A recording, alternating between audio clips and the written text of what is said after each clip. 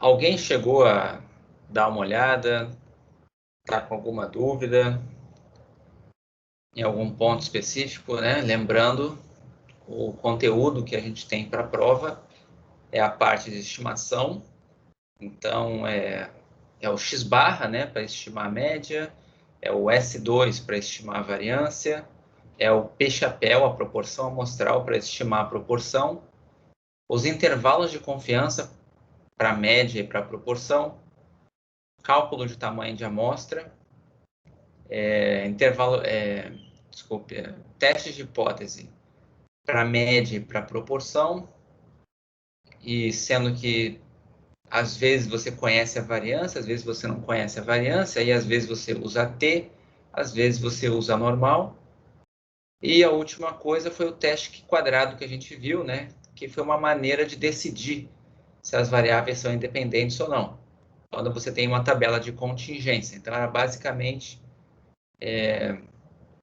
você pegar uma tabela da distribuição Q quadrado, calcular os graus de liberdade e ver se cai na região crítica ou não.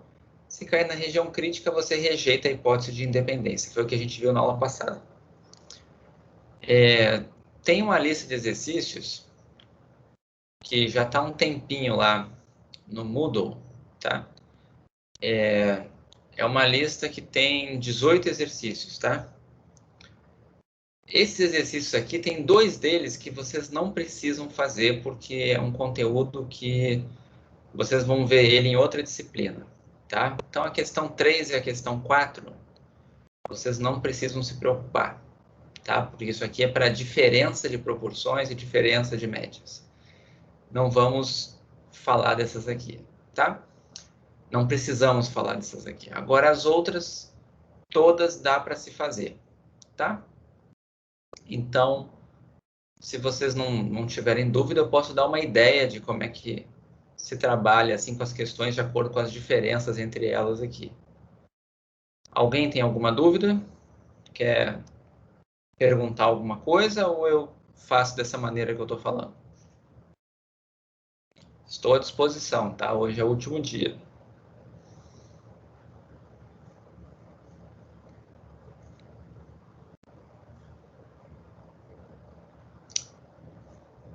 Guardando sugestões. Não tendo sugestões, eu vou seguir com alguns exemplos, tá bom? Ninguém tem dúvida? Não começaram a estudar ainda?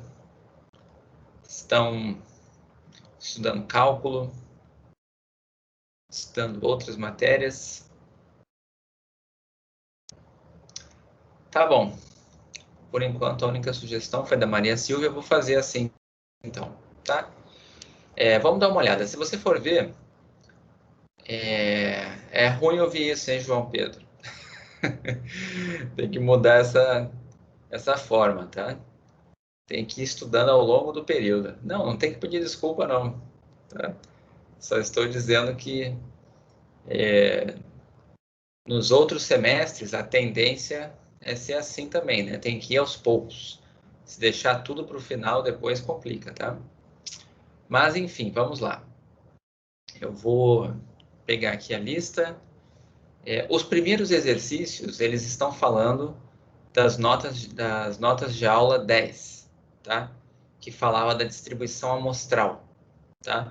Então, deixa eu colocar no quadro aqui duas expressões que vão interessar para a gente. Só para a gente lembrar. A gente aprendeu o seguinte, tá? Se você tem uma variável que tem distribuição normal, certo? Não importa a média, não importa lá a variância, tá? Mas se o x tem distribuição normal, você não sabe o valor deles, mas você sabe que é μ e sigma 2. Existe um resultado, que é o teorema central do limite, que diz o quê? Que diz que x barra menos, tá? Aliás, eu nem vou botar assim, vou botar direto aqui. Que x barra tem distribuição normal com média μ e variância σ2 sobre n. Esse é um resultado. Consequentemente, se isso aqui é verdade, como qualquer distribuição normal, eu posso padronizar. Então, daqui vem um resultado de que x barra menos μ sobre sigma sobre raiz de n, ou seja, exatamente esse x barra aqui padronizado, né? Ele vai ter que distribuição? Ele vai ter distribuição normal padrão. E a gente usou essas coisas aqui para fazer teste hipótese e para fazer intervalo de confiança. A gente também viu o seguinte: se x, tá? Vou botar assim, não tem distribuição normal. Ok? Mas tem média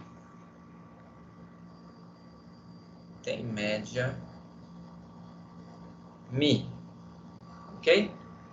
E tem variância σ2, ou seja, não é distribuição normal, não tem aquele formato de sino, mas você sabe que ele tem uma média e uma variância, tá? Você sabe que pode aproximar, pelo que a gente chama de TCL, Teorema Central do Limite, a gente sabe que o x barra tem distribuição aproximadamente, eu vou botar esse pontinho aqui em cima para dizer que é aproximado, ou então eu escreveria assim, ó, essas duas formas, tá? Mas eu vou deixar aquela com pontinho agora para variar a notação aqui.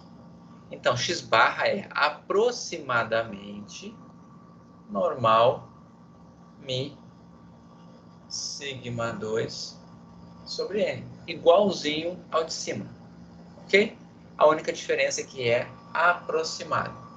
E daqui a gente tem a mesma coisa aqui em cima. X barra menos μ sobre sigma sobre raiz de n tem distribuição, só que agora ela é aproximada normal padrão. Tá? E o terceiro que a gente viu nessa linha é o seguinte: se P, tá, é uma proporção populacional,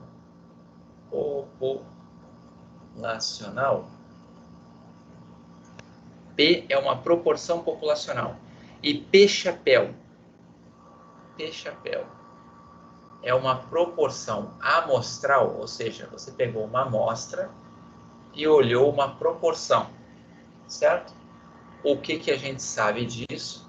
Também pelo Teorema Central do Limite, também pelo TCL, a gente tem que P chapéu tem distribuição aproximada, normal com média P e variância P1 menos P sobre N. Ok? E daqui eu posso padronizar também, igualzinho nos casos anteriores. Então, P chapéu menos P sobre 1 menos P vezes P sobre N na raiz quadrada tem distribuição aproximada normal padrão. Esses três resultados aqui vão ser muito importantes, tá? Para a gente fazer, deixa eu botar aqui os três, né? São esses três aqui, que na verdade acaba sendo 2, né? Para fazer os exercícios que estão na lista aqui logo no começo. Tá? Então, exercício 1, exercício 2, deixa eu ver aqui. Exercício 5, tá? Exercício 1, 2 e 5 são exercícios para se fazer usando essas propriedades que estão lá, tá? Então, por exemplo, vamos ver esse exercício 2 aqui, tá? Como que você faria o exercício 2? Vou dar um exemplo. A capacidade máxima de uma caixa é 8 quilos, tá? Se o peso de um abacate segue uma distribuição normal, com média de 900 gramas, né, 0,9, e desvio padrão de meio quilo. Aqui não era para ser um ponto final, né? Tem uns errinhos de português nessa lista, tá? Mas a gente...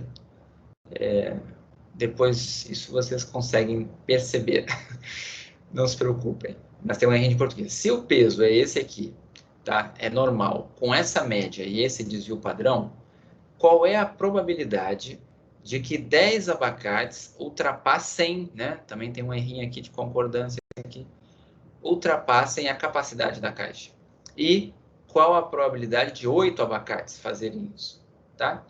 Então, vamos colocar isso lá no quadro para a gente enxergar. Esse daqui é lista 4, exercício 2. Então, deixa eu colocar aqui. Exercício 2, tá? Então, o peso eu vou chamar de X. X é o peso. Tem distribuição normal, com média... com média 0,9. 0,9. E desvio padrão é 0,5, né? Se o desvio padrão é 0,5, então a variância é 0,25, que é o quadrado. Muito cuidado com esses detalhes, tá? É um erro comum que você comete nessa parte da matéria, em geral, em estatística, é você precisar do desvio padrão e trabalhar com variância, ou precisar de variância e trabalhar com desvio padrão. Muito cuidado, tá? Na hora de tirar a raiz quadrada. Não esqueçam quando é desvio padrão e quando é variância, tá? Então, 0,25 é a variância e 0,5 é o desvio padrão. Vamos lá. A capacidade máxima da caixa é 8 quilos. E aí ele pergunta, qual a probabilidade de que 10 abacates ultrapassem a capacidade da caixa? O que é ultrapassar a capacidade da caixa aqui? Ultrapassar a capacidade da caixa, o que tem que acontecer para você ultrapassar a capacidade da caixa? O peso total dos 10 abacates tem que ultrapassar 8 quilos.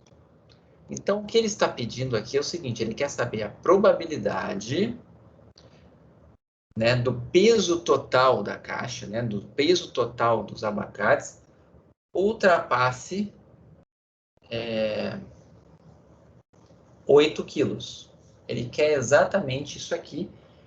E aí a pergunta é, né, qual é a variável que entra aqui? Será que é x?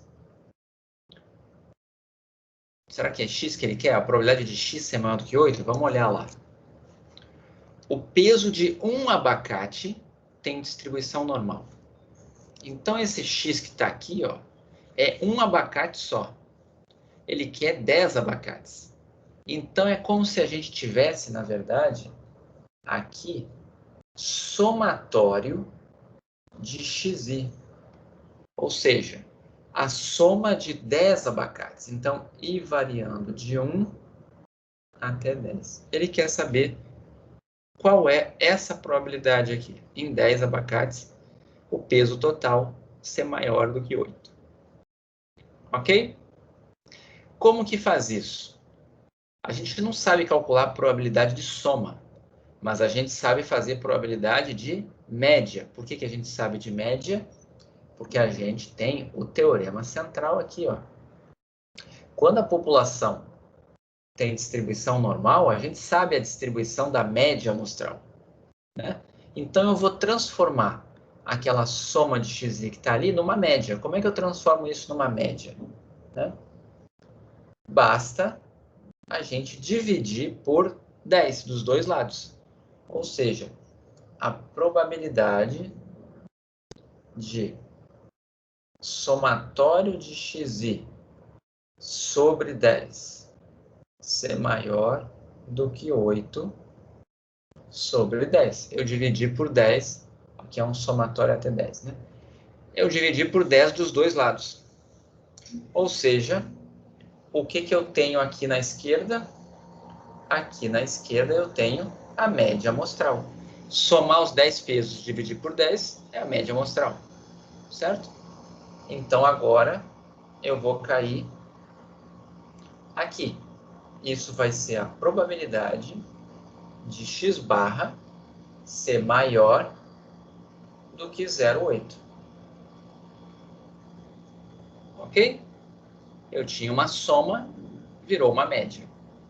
E aí, o que eu tenho que fazer para encontrar essa probabilidade aqui, né? Vamos padronizar. Então, isso daqui vai ser probabilidade de x barra menos. Quem é a média de x barra, né? O x barra dizia lá, ó, dizia que o x tinha distribuição normal com média 0,9. Então, o x barra vai ter média... Vamos colocar... Tem uma ideia, vamos botar aqui em cima primeiro. Aqui, ó. Aqui, ó.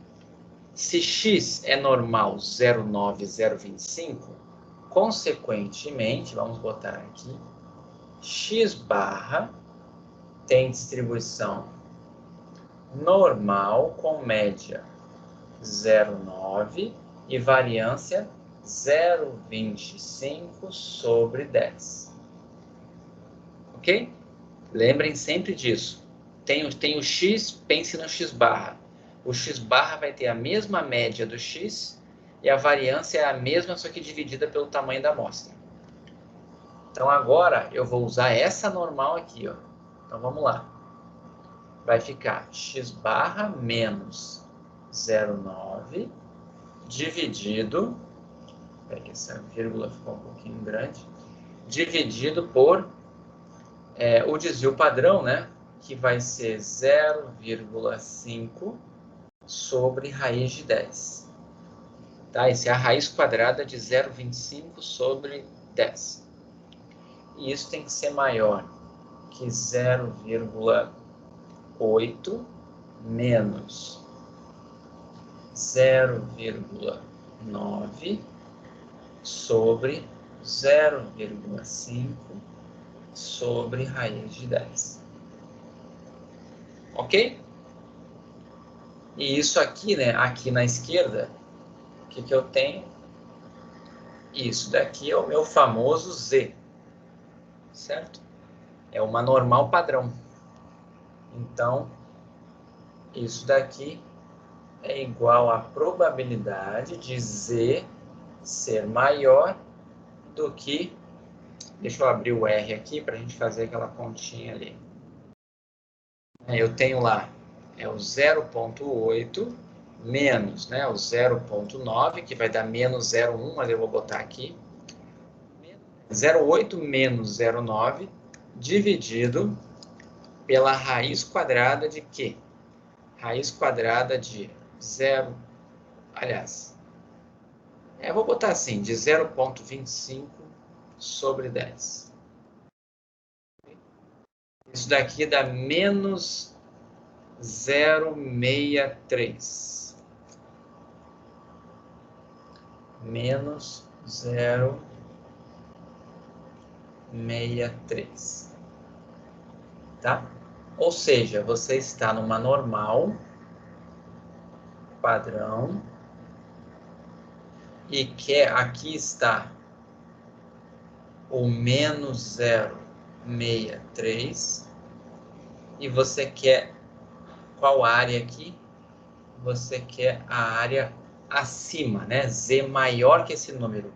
Então, você quer toda essa área aqui. Certo? Então, deixa eu tirar esse zero para não confundir aqui. O que eu vou fazer? Eu vou fazer pelo complementar, né? Se eu quero a área vermelha, eu posso fazer 1 menos a área que não está vermelha. Então, eu vou botar aqui, ó, que isso aqui é 1 menos a probabilidade de Z menor do que menos 0,63. Eu podia fazer no R direto, mas eu vou mostrar com a tabela, porque faz tempo que eu não mostro, né? Então, isso aqui vai ser 1 menos, vamos olhar, a área até o menos 0,63. Vou pegar aqui a tabela da normal. Deixa eu ver onde que ela está. A normal, deixa eu ver se era o 7. Não é o anterior. Não é o 7. Então, deve ser o 6. Aqui. Vamos procurar a normal. Tabela da normal. Valores negativos, está aqui. Então, vamos lá.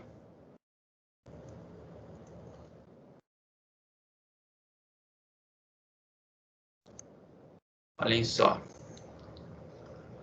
Eu quero menos 0,63, né? Aqui está o menos 0,6, chega até o 3, ó, tá aqui, ó.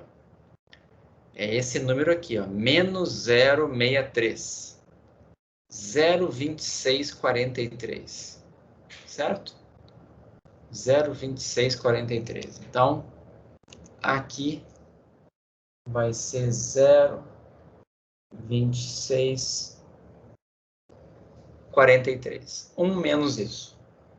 Ok? Vamos rapidinho para o R, né? Então, 1 menos 0,2643. Então, aquele valor é esse aqui, o 0,7357.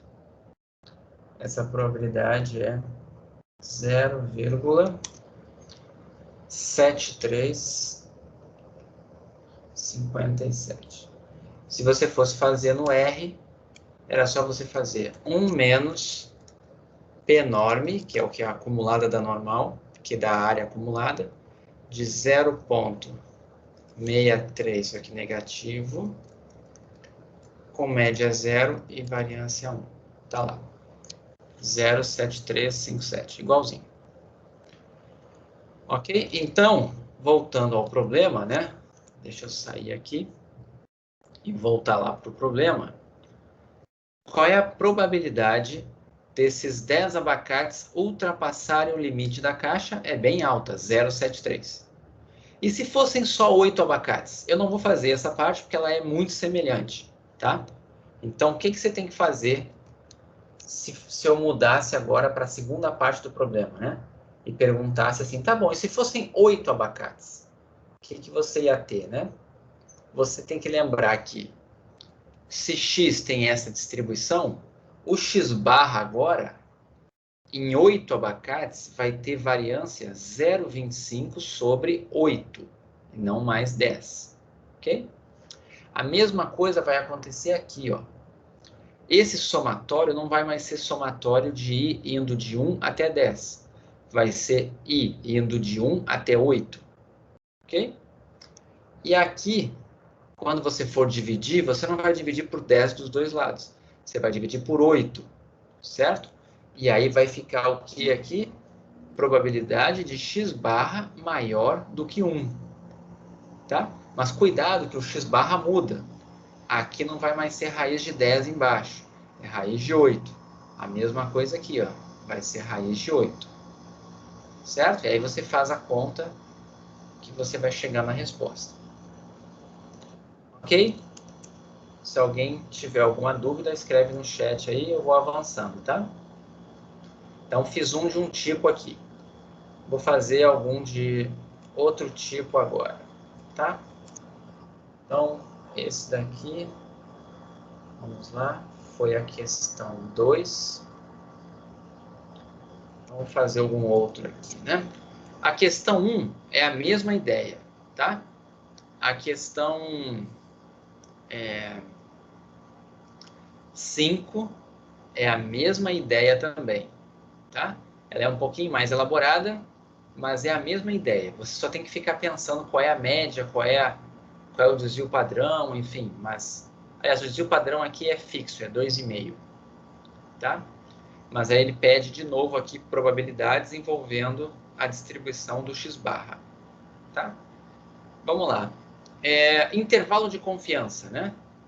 Para fazer intervalo de confiança, deixa eu pegar aqui, aula 11.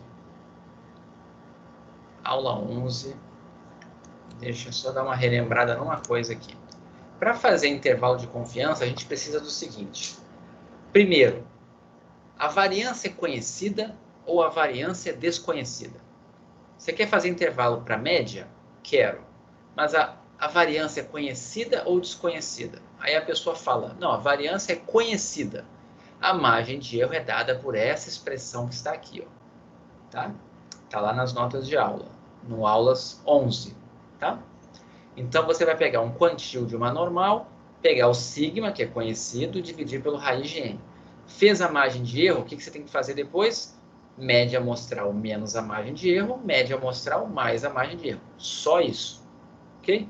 O que vai mudar se a variância não for conhecida? Então, você vem para cá. Aqui, ó. A margem de erro agora não vai mais usar o quantil de uma normal. Ele vai ter a mesma área lá, né? Essa aqui é uma área acumulada de 1 menos alfa sobre 2. Mas agora você não vai olhar no normal padrão. Você vai olhar na distribuição T de student, tá? Com n menos 1 graus de liberdade. E além disso, aqui você não tem mais o sigma. Você vai usar o que no lugar dele? O S, o desvio padrão amostral. Lembrando que ele é calculado usando a raiz quadrada da variância, onde a variância dividiu por n menos 1, e não por n no seu cálculo. Ok? E vai fazer a mesma coisa que no caso da variância conhecida. Vai ficar x barra menos esse erro, x barra mais a margem de erro. Ok? Se for uma proporção, tá? Então aqui tem um resuminho, né, das margens de erro, e tem para a proporção. Cadê a proporção? Está aqui, ó. No caso da proporção, você vai ter um quantil da normal, tá? E aqui você vai colocar P1 menos P sobre N na raiz quadrada. Assim você encontra a margem de erro. O que você vai colocar no lugar desse P aqui? Tem duas opções. Você pode colocar P igual a meio, que você vai fazer um intervalo de confiança mais amplo. Ou seja, você está sendo mais conservador, botando uma margem de erro maior. Se você não quiser ser conservador, você vai colocar no lugar do P o valor do P chapéu, a proporção amostral, ao que você teve na amostra, e vai aproximar. Tá? Então aqui, ó, tem um exemplo usando o intervalo conservador e aqui usando o intervalo não conservador. Ok? E tamanho de amostra, né? Como é que você encontra tamanho de amostra? Por exemplo, a partir dessas expressões aqui, ó, dá para você isolar o N, certo? Se você isolar o N, vai ficar em função da margem de erro. A pessoa te dá a margem de erro, te dá a confiança, te dá o desvio padrão, você encontra o N. Aqui tem a expressão isolando o N, né? Essa aqui é para o tamanho da amostra, conhecendo a variância, e essa daqui é não conhecendo a variância. A única diferença é que vai mudar aqui, ó. Uma usa normal, outra usa T. E quando você tem proporções, a fórmula é essa daqui, ó. Tá? Mas é a mesma coisa, todas são a mesma coisa. É basicamente pegar a expressão da margem de erro e isolar o N. Certo? Então você não precisa ficar decorando fórmula durante na sua vida, né? Hoje em dia ninguém mais decora nada, as coisas estão na internet. Mas eu digo assim, se você quiser lembrar, a fórmula é a mesma, tá? Então vamos ver o que tem lá no exercício. Vamos ver, eu estava aqui mesmo, né? Aqui, peraí. No exercício, falei de fazer um deles. Vamos fazer, eu falei o... Qual que eu falei para fazer? Eu não falei nenhum, né? Vamos ver. Vou fazer, deixa eu ver, tem os 6. Ah, tem um que é mais interessante aqui porque tem os dados, né? Esse aqui é legal porque faz desde o começo. Eu vou fazer o 8, tá? Então vamos lá. Calcular o intervalo de confiança de 95%, tá? Aqui está escrito para a seguinte amostra, mas na verdade é para a média, tá? Da seguinte amostra. Então você tem essa amostra aqui e você quer calcular o intervalo de confiança de 95% para a média, e você vai considerar que a variância populacional é desconhecida, certo? Se a variância populacional é desconhecida, você está nesse cenário aqui, ó. esse é o exercício 8. Então, vamos lá. Exercício 8. Você quer fazer o intervalo de confiança para a média. Então, ele vai ser do tipo x barra menos a margem de erro, x barra mais a margem de erro. Ele vai ser um intervalo desse tipo aqui. Quem vai ser a sua margem de erro? Né? Você conhece a variância populacional? Está dizendo ali que você não conhece. Então, você vai utilizar a formulazinha que está aqui, ó. Essa daqui, ó. Variância desconhecida. Então, eu vou ter que utilizar uma T de student com quantos graus de liberdade? Vamos olhar lá, né? Naquele exemplo. Qual é o tamanho da amostra, né? Eu tenho 1, 2, 3, 4, 5, 6, 7, 8, 9, 10, 11. Vezes 2 são 22 observações, certo? Se são 22 observações, você está com 21 graus de liberdade, que é n-1, tá? Qual é a confiança? Vamos ver lá. Ele está pedindo 95% de confiança. Se ele quer 95% de confiança, o alfa é 5%. Se o alfa é 5%, então aqui vai ser, né, 1 menos, vou botar aqui em cima, né? Ficou meio apertado aqui, né? Deixa eu botar aqui, peraí. Ele quer um alfa de 5%. Ok? Então, 1 menos alfa sobre 2 dá 0,975. Vezes. O que vai precisar? Vai precisar ainda do S e do raiz de N. S e raiz de N. Então, o S eu vou calcular, tá? O S é o desvio padrão amostral. E o raiz de N vai ser raiz de 22. Ok? Essa vai ser minha margem de erro. Então, eu vou botar aqui igual e vamos fazer esses números aí. Primeiro, eu preciso saber quem é o quantil da T de student com 21 graus de liberdade que acumula 97,5% da área. Vamos descobrir quem é esse valor. Vamos pegar a tabela da T, que vocês têm também, e vou dar um zoom aqui. Eu quero a coluna que está acumulando, né? Então, vou até marcar aqui em amarelinho. Eu quero essa coluna aqui, ó. Tá? Acumula a coluna que acumula 0,975. Mas com quantos graus de liberdade? 21. Então, vamos descer aqui para ver se tem o 21, né? Tem, ó. 21 está aqui, ó. Esse aqui é a linha do 21. Então, eu preciso, né? Acho que é esse número aqui, ó. 208, né? É ele mesmo. Está na coluna do 0,975. Então, na linha de 21 graus de liberdade, é o 208. Então, o que vai ter aqui? Esse valor da T é 2,08 vezes o desvio padrão, que eu vou calcular, dividido pela raiz quadrada de 22. Vamos calcular o desvio padrão rapidamente. Eu vou digitar os valores bem rápido aqui. E aí a gente faz. Eu vou fazer bem rapidinho, tá? Deixa eu botar pequenininho aqui, que eu já digito rapidinho. Então vamos lá, eu vou chamar isso aqui de x. Depois colocar os valores aqui, tá? Depois eu boto a vírgula. 198, 185, 176. 198, 185, 176. 167, 158. 167, 154, 14, 1. 15, 14, 1. 13, 6, 11, 9. 6, 11, 9. 11, 14, 11, 4, 11, 4. 11, 4, 11, 4, depois 8, 8, 7, 5,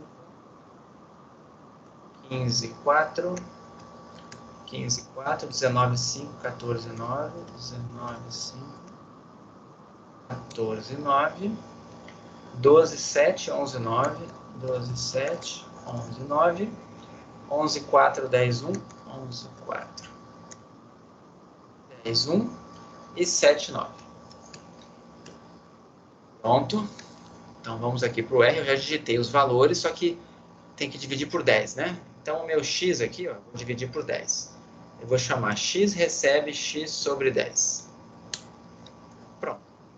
Estão ali os números digitados, os 22 valores, tá? Então, vou calcular esse negócio. Primeiro, né, eu vou precisar, vamos olhar lá no quadro, né?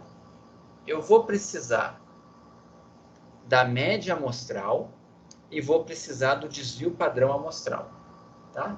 Então, desvio padrão amostral. No R, você faz isso usando SD, tá? Que é Standard Deviation, ok? Se você quiser fazer a raiz da variância, é só botar o var, tá? Se você fizer var x, é a variância de x. Se você botar SDX, é o desvio padrão de x. Um é a raiz quadrada do outro, ok? Então, eu quero o SDX, que é o desvio padrão de x, então é 3,55. Eu vou aproximar, tá? Eu vou deixar aqui 3,55. Vamos ver quanto dá isso. Então, vai ficar 2,08 dividido por 3,55 dividido pela raiz quadrada de 22. Deu 2 ponto aproximado aqui, 2,75. Vou aproximar, tá? 2,75 aproximadamente. Então, isso aqui dá 2,75. Na prova, tá? Tentem sempre usar pelo menos 2 casas decimais, senão as coisas vão ficar muito difíceis, tá? Pelo menos 2 casas decimais dos cálculos. Então, cheguei nesse número aqui, 2,75. Essa é a minha margem de erro. Então, qual vai ser o meu intervalo de confiança, né? Vou botar aqui embaixo. O meu intervalo de confiança, eu preciso da média amostral. Quem é a média amostral? Vamos lá. Min de x. A média amostral foi 13,71. Então, vai ser 13,71 menos aquele valor ali, que foi 275, né? Então, vai ser 275. E o limite superior, 13,71 mais 275. Ok? Só de curiosidade, vamos fazer isso aqui. Então, 13,71 menos 2,5 deu esse valor aqui. E se eu fizer mais, dá esse aqui. Então, é de 10,96. Vamos colocar aqui que esse intervalo é a mesma coisa aqui. 10,96 até 16,46. 16,46. Esse é meu intervalo de confiança para a média da população que gerou essa amostra que está aqui, ó. Entenderam? E eu tenho 95% de confiança que a média está contida naquele intervalo. Entenderam como é que vocês vão interpretar? Temos 95% de confiança de que, né? Aliás, escreva exatamente assim: temos 95% de confiança de que este intervalo contém a média. Ok? A verdadeira média. Populacional. Eu estou fazendo intervalo de confiança para um parâmetro, para uma coisa que eu não conheço da população. Não venha dizer que esse intervalo tem 95% de confiança de conter a média amostral. Não, ele sempre vai conter a média amostral, porque ele é construído em cima da média amostral. A grande questão é, será que a média populacional está aí dentro? Tá? Então, é 95% de confiança de que este intervalo contém a verdadeira média populacional. Tudo bem? Fizemos um exercício aqui, onde a gente usou a T. Por que usou a T? Porque a gente tinha uma amostra, a gente não conhecia a variância, né, populacional. Se tivesse conhecido, o que ia acontecer aqui? No lugar do S ia entrar o verdadeiro desvio padrão populacional e no lugar da T seria o quantil de uma normal, que seria o famoso 1,96. Ao invés de 2,08, seria 1,96. Só isso. Ok? Deixa eu ver se alguém tem alguma dúvida. Para fechar os números da função scan, aperta Enter. Isso, aperta Enter 2 vezes. Tá? Você aperta Enter 2 vezes, que aí ele entende que não vem mais nenhum número e fechou. Ok? Tem outras formas de ler. Você vai aprender isso no semestre que vem, na matéria de... Semestre que vem, não. Mais para frente. Você vai ter um curso de R bem razoável lá dentro do... Razoável no sentido assim, tudo que você precisa para o curso, você vai aprender. Tá? Mas você pode ir aprendendo antes também, né? Qual a fórmula para achar o S? Boa pergunta. Vamos lá. Como é que encontra o S? Né? Vamos lembrar. Você tem que lembrar primeiro que o S2, que é a variância amostral, é somatório de xi menos x barra ao quadrado sobre n menos 1. Esse aqui vai até n, né? Somatório. Então, é a raiz quadrada disso aqui. Ok? Quando você tem a variância da população, ao invés de x barra, entra mi aqui na conta e divide pelo nzão, e não pelo nzinho menos 1, né? Divide por n, não tem esse menos 1. Isso aqui é a expressão da variância amostral. Ok? Então, o S é a raiz quadrada desse carinha aqui. Tranquilo?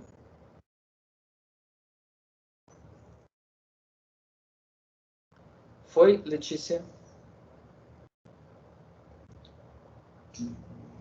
Tá? Se você tiver com um conjunto de dados e quiser usar o R, por exemplo, né? É só escrever var, né? Você escreve, cadê aqui, né? Escreve var de x. Já é aquela forma que está ali, que era sempre amostral. Ok? Uma outra maneira de colocar os dados aqui, tá? É você fazer assim, ó. Por exemplo, vou pegar dados y, tá? Y é igual a, faz C, que é vetor, abre parênteses e começa a botar os números. 1, 2, 4.1, vai botando os números aqui, ó, e depois dá um Enter. Ele já vai entender que esse Y aqui é um vetor. Por exemplo, se eu terminar aqui, ó, no 4.1, ó, vou escrever Y. Olha lá o que ficou. 1, 2 e 4.1. Aí é só você fazer a média. Min de Y, variância. Variância de Y. Desvio padrão. SD de Y. Mediana. Median de Y. Tá? Dá para fazer várias coisas aqui no R. E a outra maneira foi aquela que eu geralmente faço aqui, né? Você faz assim. Y recebe scan. Tá? Abre e fecha parênteses e dá um Enter. E começa a digitar números dando Enter aqui. Ó. 4, Enter, 7, Enter, 9, Enter, 2, Enter, 1, Enter, 5, Enter. Cansei, Enter. Dei 2 Enter sem escrever nada. Fechou com 7 itens. Então tá aqui. Y tá aqui. Variância de Y tá aqui.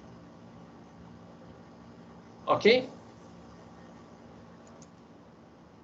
Então tá bom. Vamos para a lista. Aqui, né? Eu vou mostrar rapidamente qual é a conta que tem que fazer no 10, e aí a gente vai para os testes de hipótese, tá? Então, por exemplo, aqui, ó, o 10 é uma proporção. Um pesquisador deseja estimar a proporção de ratos nos quais se desenvolve um certo tipo de tumor quando submetidos à radiação, tá? Ele deseja que a sua estimativa não se desvie da proporção verdadeira por mais de 0,02, com uma probabilidade de pelo menos 0,9. É muita informação, né? Vamos colocar isso aqui no papel. Vamos lá. Esse aqui é o 10. Ó, ele quer saber o seguinte, ele deseja que a sua estimativa de uma proporção. Estimativa de uma proporção é sempre P-chapéu. Tá? Essa estimativa não se desvie da proporção verdadeira. Qual é a proporção verdadeira? P, que a gente não sabe qual é, mas é P. Ele quer que a P-chapéu esteja próxima de P, que ela não se desvie muito. O que é o desvio de P-chapéu para P? O desvio é a diferença das duas em módulo. Peraí, deixa eu apagar aqui. Sempre que alguém falar disso, né, eu quero que o P-chapéu não esteja distante do P mais do que 2 unidades. Ele quer que o módulo dessa diferença não seja maior do que 2 unidades. É basicamente isso. Tá? Então, vamos lá. Ele deseja que sua estimativa não se desvie da proporção verdadeira por mais de 0,02. Então, ele quer que a diferença da proporção em módulos seja menor que 2%. Ele quer isso aqui. Certo? Só que tem uma aleatoriedade envolvida. Eu não sei se isso aqui é possível. Ele quer com uma certa probabilidade. Ele quer que a probabilidade de que isso aconteça seja de pelo menos 0,9. Então, ele quer que a probabilidade de que isso aconteça seja de pelo menos 0,9. Ok? É isso o que ele quer. E ele quer o seguinte, letra A, quantos animais ele precisa examinar para satisfazer essa exigência? Ou seja, qual é o tamanho da amostra que ele quer. Ok? Ele quer saber o N. Certo? Ele quer saber o N que me garante isso. O que eu vou usar? Eu vou usar o que eu já sei, distribuição do P-chapéu.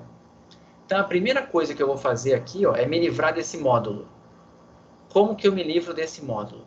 Se módulo de x é menor que alguma coisa, é porque x está entre menos essa coisa e essa coisa. Ficou meio esquisito, falei muitas vezes coisa, mas o que eu estou dizendo é isso aqui. Ó. Se módulo de x é menor que uma constante, o que significa isso? Isso significa que x está entre menos a constante e mais a constante. Certo? Eu vou usar isso agora. Tá? Então, vou apagar isso aqui. Depois vai ficar gravado. Então, isso aqui vai ser, né? Vamos botar aqui embaixo. Isso aqui vai ser a probabilidade de menos 0,02 menor que P-chapéu menos P menor que 0,02. Ele quer que isso aqui seja maior ou igual a 0,9. Aí vamos lá, né? Olhando para cá. A distribuição do P-chapéu é aproximadamente normal, certo? Com que média? Média P, com que variância? P vezes 1 menos P sobre N. Então, eu vou padronizar isso aqui. Já está subtraindo P, não preciso subtrair de novo. Então, o que eu vou fazer é dividir. Eu vou fazer o seguinte, ó. Eu vou botar aqui no meio, ó, P-chapéu menos P sobre P 1 menos P sobre N na raiz, não esqueça. Certo? O que eu fiz? Eu dividi por P sobre 1 menos P sobre N. Eu fiz essa divisão. Então, tem que dividir dos dois lados, né?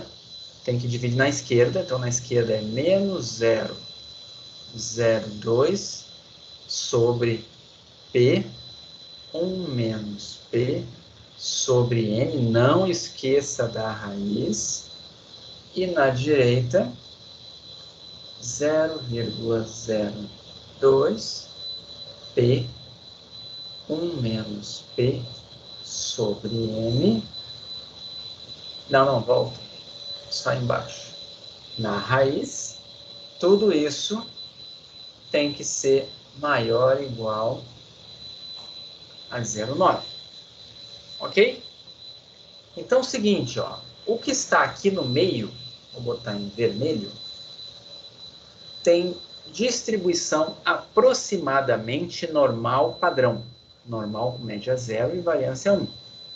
Então, essa conta toda é como se eu estivesse olhando quais são os valores, tá, que me fazem ter uma área de pelo menos 90%. Então, eu vou fazer um desenho disso. Você está com uma normal. Você vai ter um quantil na direita, eu vou chamar aqui de Q. Você tem um quantil na esquerda, que eu vou chamar de menos Q. Notem que eles são iguaizinhos, ó. O da esquerda aqui, ó, é igualzinho da direita, só com um sinal de menos, tá? Então, eles são iguaizinhos. São dois quantis. E esses quantis, ele quer que entre eles tenha 90% da área. A pergunta é, quem são esses quantis? Certo? E o que eu quero que vocês percebam, né? Se isso aqui é 90% da área, eu tenho do lado esquerdo 5% e do lado direito 5%. Certo? Tudo bem até aqui?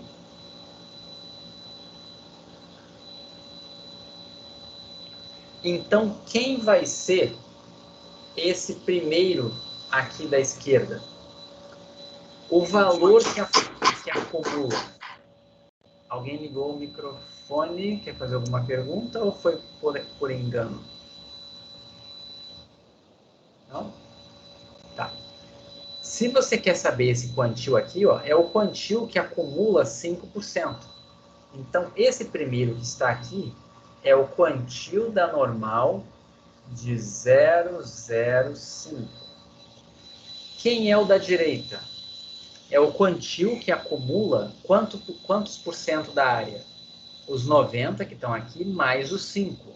Então, esse segundo aqui, ó, é o quantil de 95% de uma normal. Certo? É só você pegar a tabela da normal e ver qual é o valor que acumula 5% ou que acumula 95%. Eles vão ser iguaizinhos, só que um vai ser menos o outro. Tá? Eu já adianto para vocês, né? Vamos pegar aqui rapidinho. Eu estava com a tabela da normal, né? Aqui, ó. Olhem só.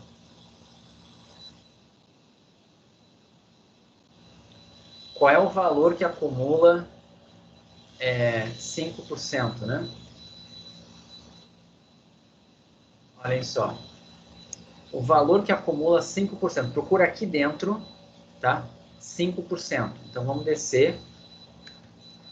5% está exatamente aqui, ó. Todo mundo está vendo? Aqui foi onde acumulou 5%. Que valor é esse? É o menos 1,6. Vamos ver a coluna. 4 e 5. A gente já sabia disso, né? Esse número é famoso. Esse daqui, se você pegar o meio dele, é o menos 1,645. Ou seja, este carinha daqui é o menos 1,645, consequentemente o outro é o 1,645. Certo? O que falta fazer então? A gente acabou de descobrir que esse daqui vale 1,645. E esse daqui vale menos 1,645. É só isolar. Pega qualquer um deles. Vou pegar esse aqui da direita, ó, tá? Eu vou igualar essa expressão que está aqui com 1,645. Então, daqui eu vou concluir o seguinte, ó. Eu vou concluir que 0,02 sobre P1 menos P sobre raiz de n. Não, desculpa, vou tirar a raiz ali. A raiz está aqui fora. É igual a 1,645. Entenderam? E aí você tem que isolar o n. Ok? Todo mundo entendeu o que é para fazer? Você isola o n. Mas aí vem um ponto importante. Tudo bem, eu vou isolar o n, mas quem é P? A gente conhece P? Você conhece o P aqui? Nesse problema? Foi dito qual é a proporção verdadeira? Vamos ler lá no problema. Foi dito, né? Eu estou no exercício 10. A gente quer estimar essa proporção. A gente não sabe qual é o valor dela. Então, a gente não sabe. O que eu vou fazer, então? Eu vou ser conservador. O que é ser conservador? Eu vou usar P igual a meio. Já que eu não sei o valor de P, eu vou pegar o valor que dá a maior variância possível. O valor que dá a maior variância possível é P igual a meio. Ok? Então, dá para fazer aqui rapidinho, né? Essa expressão aqui, ó, se eu colocar o n para cima, né? Essa expressão aqui vai dar n igual 1,645. Que ele foi para cima, aí eu dividi por 0,02 e multipliquei pelo P1 menos P. Então, isso aqui é assim, ó, vai ficar P1 menos P sobre o erro, né? O erro, no caso, é 0,02, só que fica esses dois aqui ao quadrado e o outro ao quadrado some a raiz. Fica exatamente isso daqui, tá? Eu só isolei aqui o n, tá? Passei ele para cima, esse aqui foi para lá, esse aqui foi para cá, elevei ao quadrado, 1,645 vai ficar ao quadrado, 0,02 vai ficar ao quadrado, e o raiz de P1 menos P ao quadrado dá o P1 menos P. Só que eu vou usar meio, né? Então, essa expressão aqui, eu vou fazer dois casos. Eu vou fazer com P igual a meio e vou fazer o que está na letra B ali. Ó. Olha o que está na letra B. No item A eu não conheço P, eu vou botar meio. No item B ele fala o seguinte, ó. Será que dá para diminuir o tamanho da amostra necessário se a gente souber que a proporção não é maior que 0,2? Dá. É só eu colocar 0,2 lá como P. O que a gente tem que lembrar aqui é o seguinte, ó. Deixa eu pegar o intervalo de confiança aqui, ó. Essa expressão aqui, não sei se vocês lembram disso aqui, ó. Mas quando você tem o P, varia o P, esse é o gráfico de P vezes 1 menos P. Tá? Quando P é meio, é o maior valor possível que dá P vezes 1 menos P. É a maior variância possível. À medida que você se aproxima do P igual a 0 e do P igual a 1, essa variabilidade vai caindo. Então, quando você não conhece a proporção, a gente sempre chuta que a variância é a maior possível. Bota P igual a meio. Porque você está sendo conservador. Você está dizendo assim, olha, eu não conheço a variância, eu vou assumir que ela é a maior possível. Tá? Então, bota o P igual a meio. Então, aqui, ó, eu vou fazer essa conta com P igual a meio. Deixa eu botar no R. Vai ser 1,645 dividido por 0,02, que é a margem de erro, na verdade, né? Tem que elevar isso ao quadrado e multiplicar pelo P1 menos P, né? O que é P1 menos P? É 0,5 vezes 0,5, né? Mas eu vou escrever dessa forma aqui para vocês enxergarem o que eu estou fazendo. P vezes 1 menos P vezes 1645 ao quadrado sobre 002 ao quadrado. Isso aqui dá 1691,26. Então, eu vou colocar que isso daqui é igual a 1691,3, vamos botar assim, se P é igual a meio. E já vou fazer a letra B, né? E se o P fosse 0,2? Vai reduzir. Se o P fosse 0,2, ia ficar 0,2 menos 1 menos 0,2, menos 0,2, que dá 0,8 aqui dentro, né? 1082,4. Então, 1082,4 se P igual a 0,2. Cuidado na hora de responder. Olha o que foi perguntado, né? Ele falou que ele queria garantir com no mínimo 90% de probabilidade, 0,9 de probabilidade. Então, quanto maior o tamanho da amostra, mais ele confia nisso. Então, a resposta final aqui, ó, tá? Qual é a resposta final? Qual é o N que você recomendaria para o cara? Se você está no item A, você ia recomendar para ele 1692, a partir de 1692. Ou seja, uma amostra maior ou igual a 1692 já garante o 90% de probabilidade. Se você está na letra B, você já sabe que o P não vai chegar a ser 0,5. O P é menor, então vou pegar o maior valor possível dele. Pelo que está dizendo na letra B, o maior valor possível de P é 0,2. Fazendo a conta com o P igual a 0,2, você vai dizer para ele que pegue uma amostra de, no mínimo, 1083. Mas já é menos, estão vendo? Ok? Por quê? Porque o P está mais longe, está mais distante do 0,5. Então, o tamanho da amostra diminui. Tá? Só de curiosidade, se o P fosse bem pequeno, do tipo... Imagina se o P fosse do tipo 1%. Você espera que na população só 1% dos ratos sejam afetados. Então, olha o que ia dar aqui de tamanho de amostra. 67. Se fosse um evento raro, bastaria 67. 67 ratos. É ratos, né? Deixa eu lembrar. Espera aí. Deu um problema. Vamos lembrar. Não lembro mais o que era. Isso. Proporção de ratos que desenvolve tumor. Certo? No item A, você pegaria 1.600 e tantos ratos. No item B, você pegaria 1.000 e alguma coisa.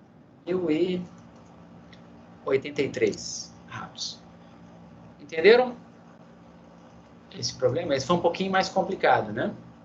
Isso, alguém tinha escrito ali, quantil de 5%. Muito bem, Vinícius. Tá?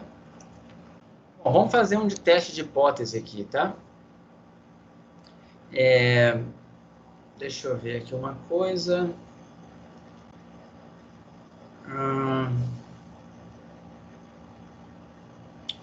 Esse aqui... Esse 13 está até pela metade. Eu vou fazer... Deixa eu pensar. Dá para fazer o 11 e o 12. O 13... o 11, o 12 e o 13 são, na verdade, do... É isso mesmo. O 11, o 12 e o 13 e o 14. Do 11 ao 14 são exercícios de teste de hipótese, tá? Vou pegar um aqui Vamos ver. O 13 é um que está esquisito. Então, de repente, eu falo do 13, dou uma ideia do 13, e depois dou uma ideia do 14, e depois a gente faz um de independência. E aí acaba a aula, tá? Ver se eu consigo fazer isso tudo. Vamos lá. Vamos pegar esse aqui que está esquisito, 13, tá? O dono de uma empresa de fast food decide investigar a alegação de seus empregados de que a quantidade de carne em gramas usado em 1 hora na sua empresa é maior do que o uso médio nacional. Ou seja, alguém está querendo investigar isso, tá? Então, ele está interessado em buscar evidências disso. Então, a gente meio que já está dizendo aqui, né, que essa hipótese de que a quantidade de carne utilizada em 1 hora nessa empresa de fast food, de que ela é maior do que a média nacional, vai ser minha hipótese alternativa. Vou ter como hipótese nula que está tudo bem, que a nossa média é igual à média populacional. Mas vamos dar uma olhada aqui. Para isso, ele analisa uma amostra de 100 lanches. Então, vamos colocar lá os problemas. Tá? Que a gente tem. Esse aqui é o exercício... Peraí. Esse. Então, vamos descer aqui. E vamos para o 13. Estava aqui. Aqui. 13. Tá? A gente vai tentar estimar o seguinte, né? O nosso X aqui é a quantidade de carne consumida em 1 hora, né? A gente tem as hipóteses. Vou colocar aqui H0 e H1. São hipóteses para a média, tá? O consumo médio, tá? Vamos lá. Ó, que o consumo em 1 hora é maior que o uso médio nacional. Vamos assumir que a gente está falando de médias. No nível nacional, o uso médio de carne é de 2 quilos, certo? Ou seja, vou botar em gramas aqui, tá? 2.000 gramas. Então, eu vou botar aqui na hipótese nula, a média é 2.000. E o que as pessoas estão achando? As pessoas estão achando que isso não é verdade, que é possível que o uso seja maior do que isso. Então, vou colocar na hipótese alternativa maior do que 2.000. Só um parêntese aqui, tá? Fazer o teste assim é a mesma coisa que fazer o teste assim. Ok? Porque o que vai importar para a gente é a igualdade aqui em cima. Quando tá. Esse aqui vai ser o nosso Mi0. Esse 2.000 aqui é o famoso Mi0. É um teste de hipótese unilateral à direita, tá? Porque a hipótese alternativa é do tipo maior. Querem ver? Vamos só colocar aqui rapidinho. Eu vou fechar aqui o aula 6, vou fechar o aula 11 e vou pegar o aula 12. Teste, vamos lá, né? Aqui, ó. Só uma pergunta. A variância é conhecida? Vamos ver se a variância é conhecida primeiro? Vamos ler um pouquinho mais do problema lá. Ele analisou uma amostra de 100 lanches e teve uma média de 2.300 gramas, né? E desvio padrão de 150. Não foi dito nada sobre a variância populacional. Foi dado aqui que na amostra o desvio padrão foi de 150. Então a variância é desconhecida. Se a variância é desconhecida, vamos lá para o caso de variância desconhecida. Aqui, ó. Estamos nessa situação aqui. A gente faria um teste unilateral à direita, por quê? Porque a hipótese alternativa é do tipo Mi maior que Mi0. E a gente tem que encontrar o quantil de uma T de student com n-1 grau de liberdade que acumule 1 menos alfa de área, ou de probabilidade dentro. Tá? Então, estou nesse caso aqui, ó. Ok? Então, vamos lá. Que mais que foi dado? Foi dado o x barra. Então, vamos lá. O x barra nesse problema foi 2.300 e o desvio padrão, o S, foi de 150. Ok? 150 gramas, né, foi o desvio padrão, raiz quadrada da variância. E aí ele está dizendo o seguinte, ele quer fazer um teste aqui, ó, vai supor que a distribuição da quantidade de carne consumida em 1 hora é normal, que é um teste de hipótese com nível de significância de 10%. O que significa nível de significância de 10%? Significa que a alfa é igual a 0,01. Ok? Então, a gente está diante de um teste de hipótese para a média populacional com variância desconhecida. Então, eu vou usar a estatística T. Certo? A minha estatística T vai ser média amostral menos o μ0. Quem é o μ0? É o valor que está na hipótese nula, que é 2.000. Dividido por S sobre raiz de N. O S é 150. E quem é o raiz de N? Vamos olhar lá. Tamanho da amostra, 100. Tenho 100 observações. Então, o tamanho da amostra aqui é 100, tirando a raiz quadrada, 10. Todo mundo entendeu o que aconteceu ali? Muito cuidado, tá? Eu já tirei a raiz quadrada. Então, variância sobre n na raiz quadrada. A variância é 150 ao quadrado. E o n é 100. Então, a raiz quadrada disso tudo vai ser 150 sobre 10. Quanto que dá isso? O x barra é 2.300, né? Menos 2.000, dividido por 1,5, certo? É isso? É isso, né? É. Então, isso daqui vai dar, né, o 300 dividido por 1,5. Então, isso aqui dá 200, é isso? Não é 200. Tá certo isso aqui, gente? Só porque tem uma diferença muito grande aqui. Espera aí. 2.300 foi o que a gente teve na média amostral, teve uma diferença de 300 gramas. O desvio padrão foi 150. O tamanho da amostra é muito grande. O tamanho da amostra aqui é de 100, né? Então, isso aqui está muito grande. 150 sobre... Ah, não, desculpem, não é 1,5. Foi mal. Vamos ver se alguém tinha reparado no meu erro. Ah, tinha. Natan, obrigado. É 15. É 15. Por isso que eu estava achando estranho. 150 sobre 10 é 15, não 1,5, né? Então, agora sim.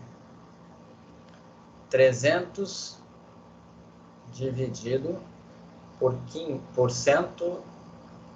É isso mesmo, dividido por 15, né? É isso, né? 300 dividido por 15. Então, isso daqui vai dar quanto? 20, é isso? É, né? Mas ainda assim tá gigante. Ia dar 200, que era pior, mas tá dando 20, né? Tudo bem? Alguém escreveu mais alguma coisa ali? Deixa eu ver. Não. Deu 20. Ou seja, a gente está com um valor bem extremo nessa T de student. Por quê? Porque o desvio padrão aqui, na verdade, do x barra, era de 15. E a gente está com uma distância de 300 gramas da média. A gente está com 20 desvios padrões acima da média. Esse número está muito absurdo. Tá? Vamos ver. eu tenho que comparar esse valor com um valor tabelado. Qual é o valor tabelado que eu vou comparar? Eu tenho que comparar, vamos olhar lá de novo. O quadro tá aqui, ó. Eu tenho que comparar, deixa eu dar um zoom aqui. Eu estou no teste unilateral à direita, então eu tenho que comparar o valor da minha estatística com essa T que está aqui, ó. Então é uma T com 99 graus de liberdade. Então vamos lá. Eu preciso comparar com o valor de uma T com 99 graus de liberdade, que acumula uma área de, vamos olhar lá, 1 menos alfa é a área que eu quero, né? Só que o nosso alfa é de 10% nesse problema, né? Não é 5, é 10, né? Deixa eu ver. Isso, é 10%. Então, o valor aqui é o 0,9. Ok? Vamos pegar na tabela quantil de 90% numa T com 99 graus de... Nem vai ter na tabela, querem ver? Vamos ver na tabela da T. Tabela da T com 90% acumulado. 90% é esse daqui, ó. 90%. Então, é a terceira coluna. Vamos descendo para ver se tem 99. Não tem, ó. Acima de 60, ele está botando aqui, ó, como 1296. Com 120 é 1289. E isso converge para o valor da normal, que é 1282. Aqui é um caso que você poderia assumir o valor da normal. 1282. Não me importaria se você fizesse isso, tá? Porque você não tem o número aqui. O número é algo entre o menos 1296 e o menos 1289. É um número aqui dentro. Mas como eu tenho o R, né? Eu vou pegar o valor exato. É só você botar quantil da T, então é QT, quantil da T que acumula 90% com 99 graus de liberdade. 1,29. Então, eu vou colocar lá no R não, no quadro, que esse número é 1,29. Agora, olhem o absurdo. O que eu precisava para rejeitar? Para rejeitar, eu só precisava que a minha estatística de teste fosse maior que o valor tabelado. Mas olha só, o valor tabelado foi 1,29. Quanto que eu tive lá? 20. Passou absurdamente do valor. Ok? Passou absurdamente. Então, como passou absurdamente, significa o quê? Significa que a gente caiu na região crítica. A região crítica é quando o T, né, é maior do que o valor tabelado. Então, é de 1,29 em diante. Eu estou no 20, eu estou na região crítica. Né? Se fosse fazer um gráfico disso, é como se fosse assim, né? O nosso teste, está aqui a T de student, parece uma normal. A gente botou 1,29 para separar a região crítica, à direita. Né? O que aconteceu? O nosso 20 caiu lá, ó. Caiu super longe à direita, caiu totalmente na região crítica. Essa região aqui, ó, é a região onde a gente rejeita H0. Certo? Então, qual é a nossa conclusão aqui? Vou voltar aqui para as hipóteses. Ó. Conclusão. Rejeito H0 ao nível de 10% de significância. O que isso significa na prática, então? Rejeitei. Tem evidência ou não tem evidência? Tenho. Quando a gente rejeita, a gente tem evidência. Então, temos evidências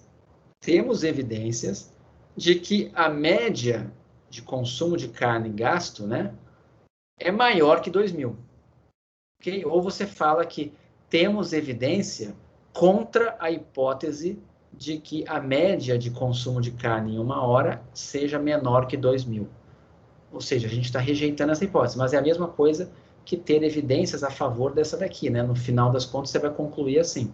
Então, a gente começa a acreditar que a média de consumo aqui, né, de carne nesse fast food é maior que a média nacional de 2 quilos. Ok? Entenderam? Temos evidências de que a média de consumo de carne é maior que 2.000. Você pode escrever isso, que tá tudo bem. Mas tem que dizer em cima, rejeito H0 ao nível de 10% de significância. Ok? Vamos olhar lá o que o problema ainda dizia. Ele ainda pedia outra coisa. Qual a probabilidade de erro tipo 1? Tá? Qual é a probabilidade de erro tipo 1? A probabilidade de erro tipo 1 desse teste é 10%. Ok? Esse nível de significância é a probabilidade de erro tipo 1. Mas daria para a gente fazer o seguinte, né? Qual é a probabilidade... Não, eu não vou entrar nesse método, porque eu teria que falar de p-valor, eu não vou falar disso. Mas dá para você descobrir aqui qual é o menor nível de significância que você poderia ter adotado para ainda assim rejeitar a hipótese nula. A gente usou 10% de erro tipo 1, né? E se eu tivesse usado 5%? Eu vou só dar uma ideia aqui, tá? Se eu tivesse usado 5%, olha só o que ia acontecer aqui. Ó. Se eu tivesse usado numa T com 99 graus de liberdade, mas eu usasse 5% de significância, nível de significância, eu vou mostrar no R aqui, ó, quanto daria esse valor. Daria 166. A gente teria rejeitado a hipótese nula se fosse com 5% de significância? Teria. Nosso valor foi 20. Certo? E se eu tivesse usado 1% de significância? Aqui seria 0,99. Vamos ver o que ia dar lá. Se eu tivesse usado 1% de significância, o valor era 236. O 20 está longe ainda, certo? Ou seja, daria para a gente ter usado aqui, ó, eu vou botar diferente. Ó. Ao invés de botar 0,99, eu vou botar 1 menos o alfa, né, que é 0, eu tinha feito assim. Com 1% de significância, 236. Se fosse com 0,1% de significância, 3.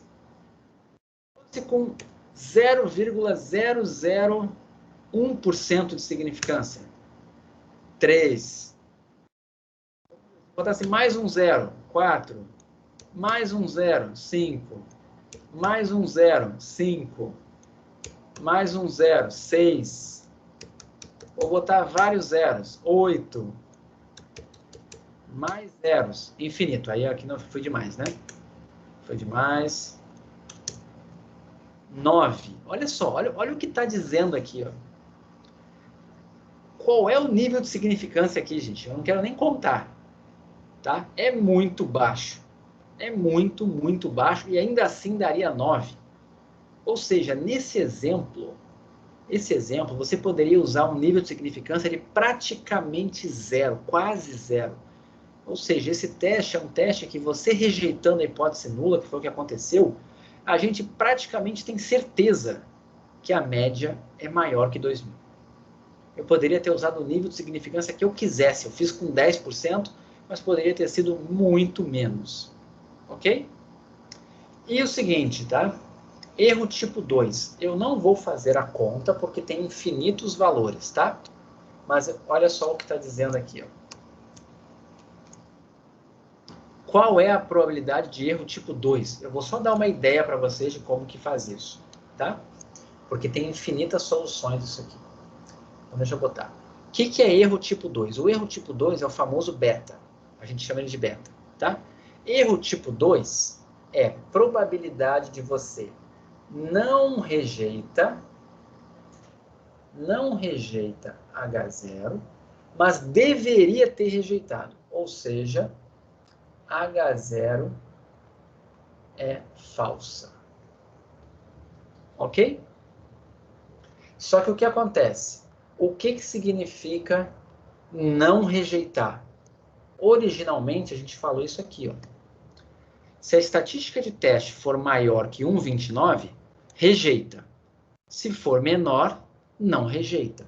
Então, não rejeitar é a probabilidade de na T de student, aquela nossa estatística T, ser menor que 1,29, dado que a média não é diferente. Não é que não é. Dado que a média é maior que 2.000. Entenderam? H0 ser falsa é média maior que 2.000. Então, o que você tem que fazer aqui, né? Você precisa fazer essa conta aqui, ó. Aquele T, tá? A estatística T, ela tem distribuição, ela tem uma distribuição T com 1,29, né? Desculpa, é uma distribuição T com 99 graus de liberdade, tá? Desde que a média fosse 2.000. Mas e se a média fosse outro valor, tá? Então, o que é o T? O T é x barra menos a média sobre 150 sobre 10. Vou botar assim, ó, 1,29, dado que a média é 2.000. O que você tem que fazer agora? Você precisa colocar diferentes valores de mi aqui. Ok? Então, por exemplo, vamos imaginar que a média fosse 2.500, ou seja, vamos imaginar, porque eu tenho que imaginar que a H0 é falsa, né? Se a H0 é falsa, é porque a média é maior que 2 quilos. Então, vamos imaginar que a média fosse 2,5 kg. Aí você calcula essa probabilidade aqui com a média sendo 2,5 kg, certo? Só que aqui, ó, a média sendo 2,5 kg, eu vou colocar aqui para vocês verem. Quer ver? Isso dali daria probabilidade do x barra, que é 2,13. Desculpa. Espera aí. Só um pouquinho. Deixa eu voltar aqui. Na verdade, espera aí. Só um pouquinho. Esse aqui é o x barra menos mi sobre 150 sobre 10, ser menor do que isso aqui. Eu vou ter que fazer uma continha aqui, né? Eu vou ter que olhar agora. Espera só um pouquinho. Não é o 1,29, não. Espera aí. Esse número não seria isso. Isso aqui vai ficar um pouquinho complicado para eu mostrar para vocês. Porque eu vou ter que fazer um valor para cada mi. Deixa eu só ver se vale a pena. Espera aí, é 9,6 já. Eu não vou pedir dessa forma. A maneira que eu poderia pedir aqui eu teria que fixar o valor de mi para vocês, né? Mas tá bom, se eu fixasse o mi com 2.500, qual seria a probabilidade da gente rejeitar? O ponto é o seguinte, né? Essa diferença aqui teria que dar menor que 1,29, né? Só que isso daqui é uma T de student. Espera aí, só um pouquinho, gente. Deixa eu ver aqui. Como que eu vou mostrar isso aqui para vocês? Eu teria que ter a probabilidade daquele x barra lá ser menor. Qual é o valor do meu x barra? 2.300, né? Então, o 2.300 menos o 2.500, aquela diferença ali sobre o raiz de n, né? Quanto que dá aquilo? Deixa eu apagar aqui. Quanto que é 2.300 menos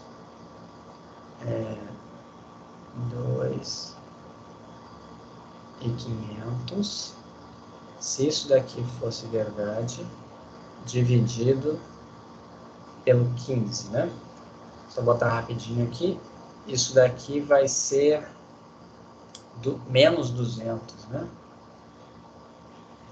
Isso daqui vai ser... Espera aí. A diferença é grande, 2.200, nunca vai ser menor. Esse meu exemplo não está legal, mas ok.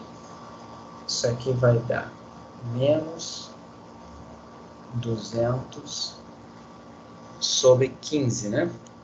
Esse número aqui ainda assim vai dar alto, só que negativo. Gente, ó, eu vou evitar esse tipo de problema aqui, tá? Eu não vou perder tempo aqui, porque eu vou demorar para ensinar para vocês. Eu vou ter que apagar isso aqui, na verdade, eu não vou fazer desse jeito aqui, não. Eu teria que mudar isso daqui. Eu teria que fazer de uma outra forma. Eu iria primeiro encontrar a minha região crítica do teste, da minha estatística T, eu teria que fazer primeiro a região da minha estatística T.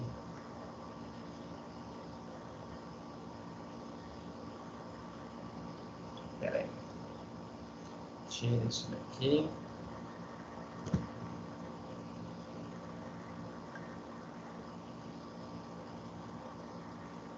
Eu teria que mudar a minha estatística e botar em função de x barra. É um pouquinho chato nesse problema aqui, tá? É porque é o seguinte, a minha região é isso aqui, ó. Quando eu faço x barra menos mi sobre o 15 ser maior que 1,29,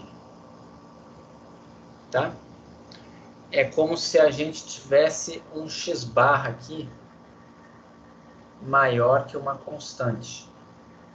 É mais ou menos o que a gente está fazendo, é isso aqui, tá? Só que aquele mi0 que está ali não vai ser mais o 2000. Então, a distribuição agora não é mais... quando eu subtraio o 2000, não é mais uma T de student. Eu tenho que subtrair 2.500 para ser uma T de student. Então, eu não vou usar o caso aqui com a T de student isso aqui não, tá? Eu vou evitar falar disso. Eu vou fazer outro exercício, tá? O mais importante para vocês lembrarem assim, ó, do beta, é que você tem que fazer essa conta aqui, ó. É probabilidade de não rejeitar, dado que H0 é falsa. E o H0 ser falsa vai ser sempre para hipóteses do tipo igual aqui, ó. Igual a alguma coisa contra igual a alguma coisa. Eu vou evitar fazer esse tipo aqui, porque senão eu mesmo que eu olhe para 2.500, não vai responder a pergunta que está lá no problema. Eu teria que olhar para uma função da média. Então, eu não vou fazer isso. Eu vou tirar essa parte aqui. Esse exemplo não precisa se preocupar com essa letra B aqui, para o erro tipo 2. Nesse exemplo, você vai ter um exemplo parecido com esse, que aí vocês podem fazer, que está aqui em cima. Ó. Esse aqui, ó. Esse aqui você tem duas médias diferentes, tá? E você pode calcular o erro tipo 2. Eu vou fazer o seguinte, deixa eu ver se eu comento desse aqui rapidamente. Eu posso comentar esse aqui rapidamente, porque aí eu falo do erro tipo 2, tá? E já que eu não falei do erro tipo 2 naquele, eu vou falar desse aqui, porque esse aqui é normal, tá? Esse aqui não vai usar T, é mais fácil de eu falar para vocês. E a hipótese é simples. Então, vamos lá. Vou fazer o 11 rapidinho, tá? Vou montar ele rapidinho. Esse aqui ficou o teste, e a parte do beta a gente deixa, não se preocupe, tá? Eu posso tirar essa dúvida depois separado, não vou gastar aula para isso. Então, aqui no 11, deixa eu botar rapidamente. A gente tem laranja, pera ou lima, tá? Eu tenho um teste que eu vou fazer aqui. A gente tem, se a gente pegar uma amostra de 300 frutas e pegar o pH dessa amostra, é o pH médio, aqui está faltando escrever que é o pH médio, tá? Se o pH médio for maior do que 5, eu vou dizer que é lima. Caso contrário, eu vou dizer que é pera, tá? Eu preciso definir as minhas hipóteses nula e alternativa aqui. Vamos definir uma hipótese nula e alternativa. Da maneira como foi criado esse problema aqui, não está dizendo para a gente quem é a hipótese nula, tá? Então, uma pergunta, o que vocês preferem? Colocar como hipótese nula que a laranja é pera, que essa amostra é a amostra de laranjas pera, ou a amostra de laranja lima? Alguém tem alguma preferência? Dá no mesmo, tá? Então, eu vou fazer o seguinte, eu vou colocar aqui assim, ó, H0 e H1. Vamos lá. Da maneira como foi colocado esse problema aqui, não diz quem é a hipótese nula, eu não tenho nenhum motivo para acreditar que alguma hipótese tem preferência em relação a outra. Então, eu vou colocar aqui, ó. Vou colocar na mesma ordem que está aqui. A laranja é pera. Tá? Então, vou botar assim, ó. É pera. E a hipótese alternativa é lima. Certo? Só que o que significa ser laranja? Peraí que ficou ruim aqui, né? Que tinha conta aqui. Deixa eu apagar isso aqui. Apaga isso aqui. Volta aqui. O que significa ser laranja-pera? Vamos olhar lá. Laranja-pera é porque a média é 5,5 e o desvio padrão é meio. Então, a média é 5,5 e o desvio padrão é meio.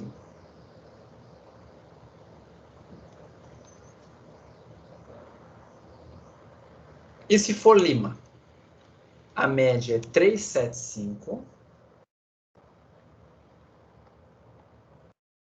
e o desvio padrão é 0,75. Ou seja, a hipótese nula que eu estou colocando aqui, dizer que essas laranjas são pera, é a mesma coisa que dizer que a média do pH é 5,5 e o desvio padrão é meio. E se eu falar que elas são lima, é a mesma coisa que dizer que a média é 375 e o desvio padrão é 0,75. Estão vendo aqui, ó? Os parâmetros do pH são esses aqui, para as laranjas. Agora eu tenho um teste, ó. O meu teste vai ser, pego uma amostra de 300 frutos. Esse é um teste diferente que está sendo criado. O N é igual a 300. O que a gente calcula o pH dessa amostra? É o pH médio, tá? A gente calcula o x-bar. Se for maior do que 5, é lima. Caso contrário, é pera. Então, vamos olhar lá. Ser maior do que 5, eu falo que é lima. Então, vocês estão vendo que dizer que é lima é a mesma coisa que rejeitar a hipótese nula? Porque eu coloquei que na hipótese nula é laranja-pera. Quando é maior do que 5, eu digo que é lima, ou seja, eu rejeito a hipótese nula. Então, quem é minha região crítica aqui?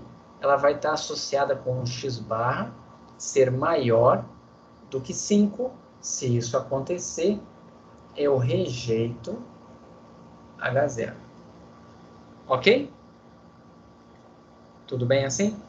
Rejeito H0. Aqui vai dar para enxergar bem o erro tipo 2, porque eu estou usando o x-barra e não a estatística T. Tá? O teste está sendo construído diferente. Então, aqui vai dar para vocês enxergarem bem aquela ideia do erro tipo 1 e erro tipo 2.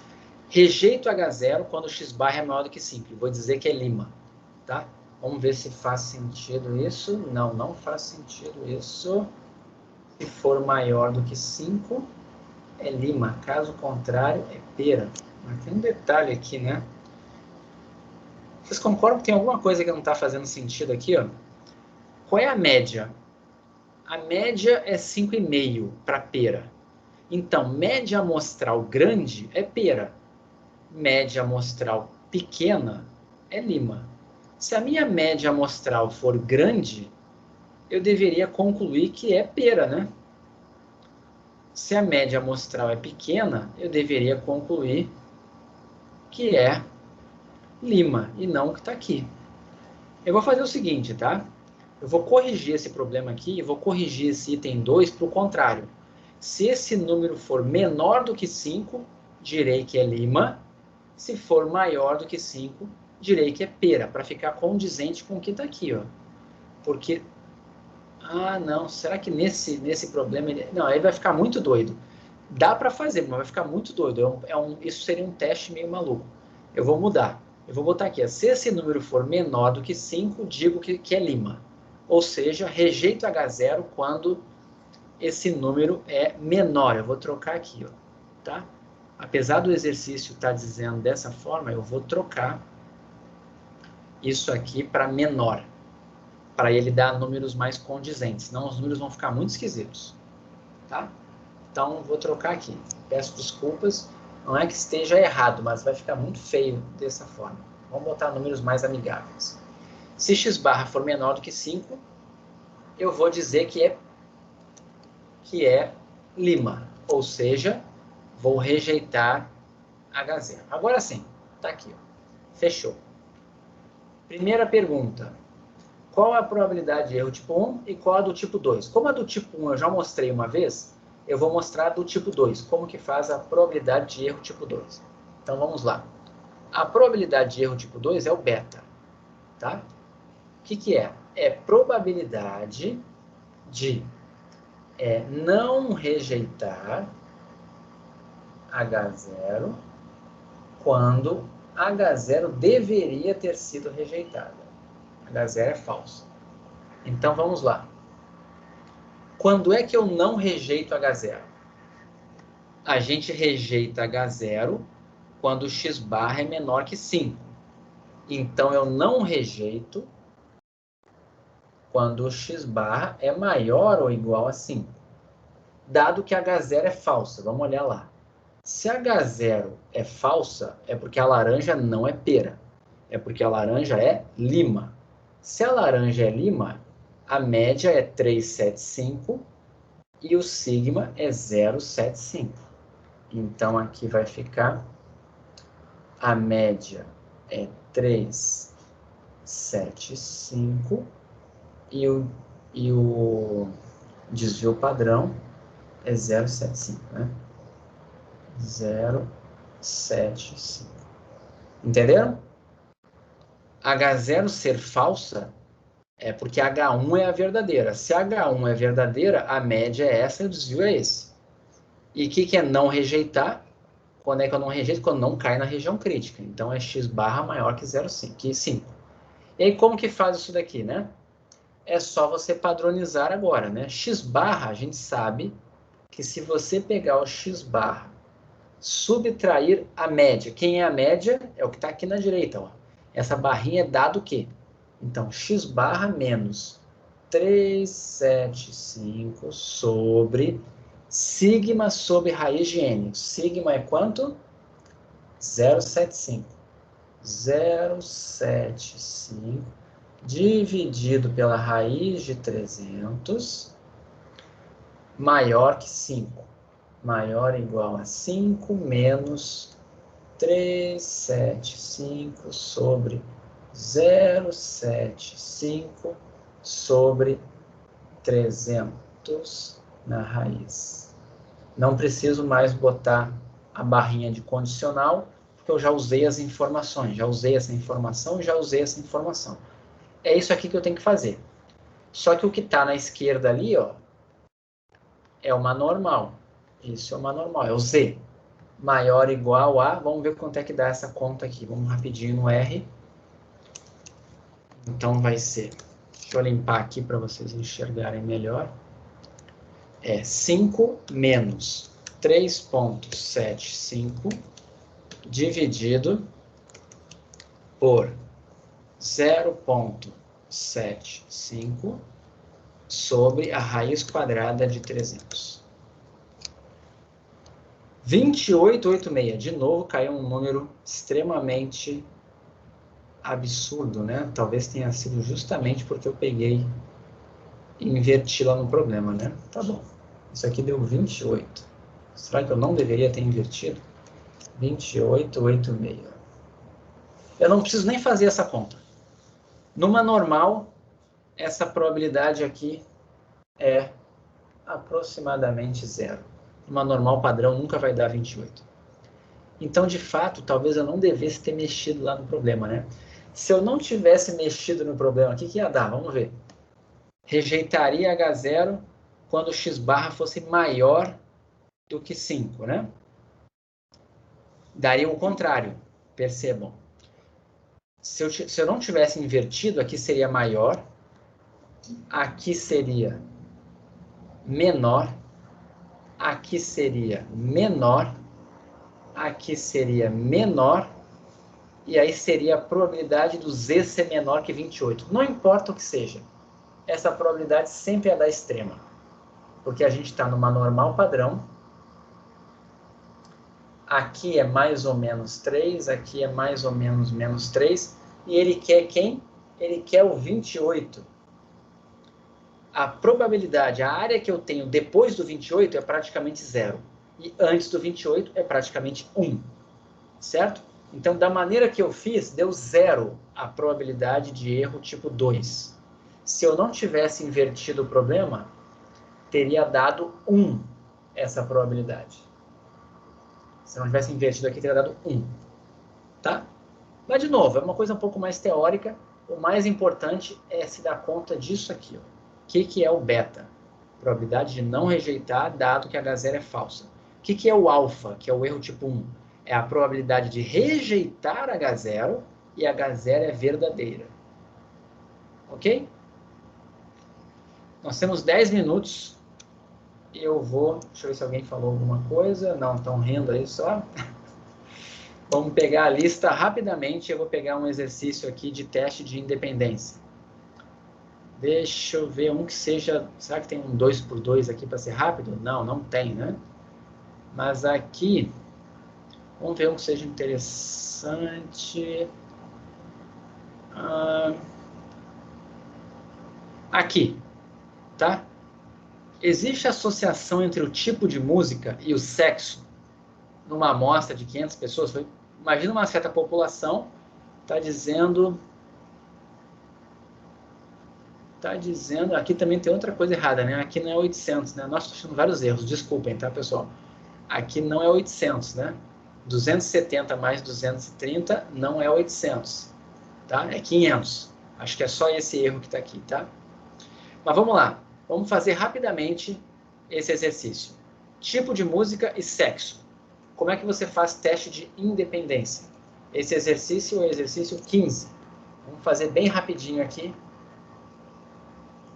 Exercício 15.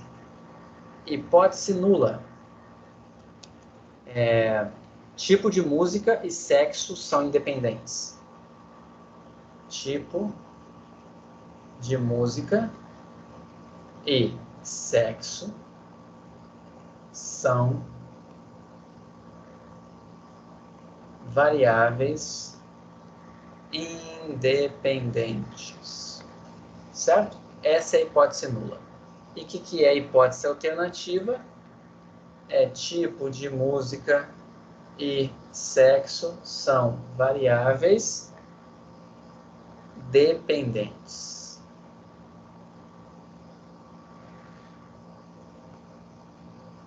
Vamos lá, bem rapidinho. Ok? São as minhas hipóteses. Tipo de música e sexo são independentes.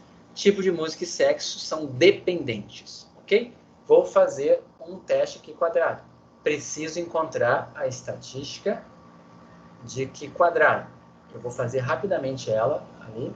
E vou comparar essa estatística com uma estatística Q quadrado tabelada que tem número de linhas menos 1 vezes número de colunas menos 1, graus de liberdade. Vamos ver aqui. Quantas linhas eu tenho? 2. Quantas colunas eu tenho? 3. Então, vai ser 1 vezes 2. Tá? Eu estou fazendo número de linhas menos 1 vezes número de colunas menos 1. Vai ficar 1 vezes 2. Então, são 2 graus de liberdade. E não foi dito o nível de significância? Deixa eu ver aqui se foi dito o nível de significância. Não foi dito, eu vou usar 5%. Nada foi dito, eu vou usar 5%. Então, aqui é o valor de 0,95. Quem é esse quantil na Q quadrado? Vamos olhar lá. Tabela da Q quadrado. Também apresentei para vocês isso na aula passada. Vamos procurar. Tabela da Q quadrado. Q quadrado com 2 graus de liberdade. Eu estou nessa linha aqui, ó, na linha do 2. 2 graus de liberdade. Eu quero um valor que acumule 95% da área. É exatamente esse carinha aqui, ó. 5,991. Então, o valor tabelado é 5,991. O que eu tenho que fazer? Olhar se a estatística de Q quadrado dos meus dados ultrapassa ou não o valor 5,991. Se ultrapassar, rejeito H0. Se não ultrapassar, não rejeito H0. Ok?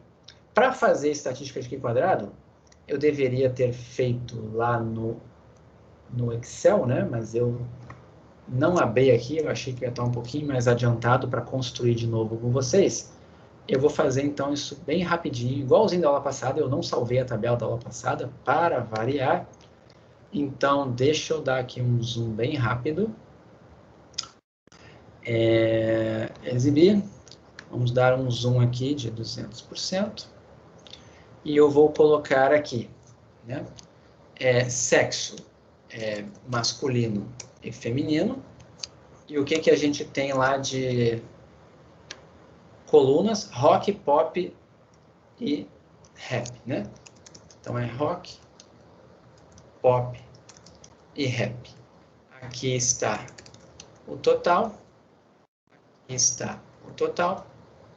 Então, aqui é igual a essa soma. Deixa eu descer aqui. Aqui é igual a esta soma. Vamos fazer isso daqui. Vamos fechar essa tabela para enxergar melhor. Então, normal, cadê? Página inicial, vamos fechar ela aqui. Botar todas as bordas. Eu vou copiar ela mais 2 vezes para os esperados, depois para as diferenças. E aí ali vai dar o valor daqui quadrado. Então, vamos colocar os números aqui. 104, 45, 81. 104, 45, 81. E os outros, 147, 147, 69 e 54. Pronto. Então, os meus dados estão aqui. Será que tem alguma evidência de que essas variáveis têm alguma dependência? Vamos fazer os esperados, né? O esperado da primeira aqui é total da primeira linha vezes total da primeira coluna dividido pelo total geral. Deixa eu prender aqui. Quando eu puxar para a direita, o total da linha não pode trocar a letra. O total da coluna pode. Esse daqui não pode. Esse daqui não pode. Então, só para ver se bateu aqui, vou puxar para a direita. Manteve os totais. Só que quando eu for puxar para baixo, não pode mudar a linha desse aqui. Então, vamos ver se vai bater aqui. Bateu bonitinho. Então, deixa eu arrumar agora. E arrumar aqui. Olhem só, vejam que os totais marginais, ó, eu vou colocar em negrito aqui, os totais marginais continuam iguais, ó. Eles continuam iguaizinhos, tá? Continuam iguaizinhos.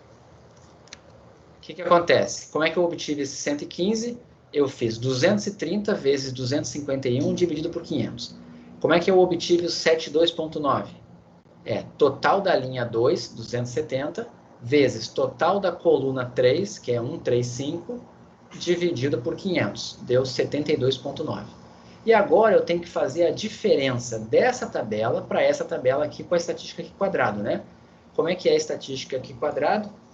É igual a valor observado, então é o 104, menos o valor esperado, que é o 115, ao quadrado, dividido pelo esperado. 1,13. E agora eu só puxo para a direita, puxo para baixo. Então aqui as 6 parcelas que eu tenho que somar. E está aqui meu total. Ó. Esse total que está aqui, ó, é o somatório de todas as parcelas da estatística Q quadrado. Vocês podem pegar a fórmula depois lá. Na aula passada eu falei bastante disso. O valor deu 14,71. Então vamos para o quadro. O valor deu 14,71. O que significa isso? Significa que a gente tem uma distribuição Q quadrado.